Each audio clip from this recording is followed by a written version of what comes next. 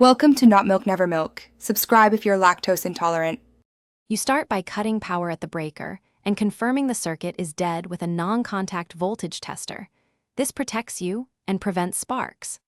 Once the breaker is off, remove the old bulb and unscrew the fixture trim to expose the junction box, because you need access to the wiring next. Make sure you keep screws and mounting hardware in a small container so nothing drops, and position your ladder for stable reach before proceeding to disconnect wires.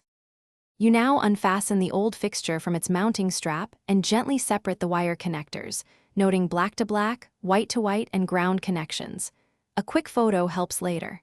Next, inspect the junction box and mounting hardware for rust, loose screws, or chewed wires, because a secure box prevents sagging and fire risk.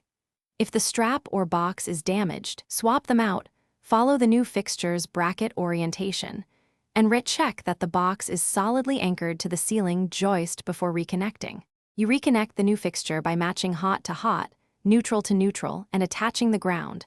Twist wires and secure with properly sized wire nuts, then gently push connections into the box. Once seated, mount the fixture to the bracket and tighten all screws. Make sure the canopy sits flush so no wiring is pinched. After double-checking, restore power at the breaker and flip the switch. If the light flickers or the breaker trips, turn power off and recheck connections and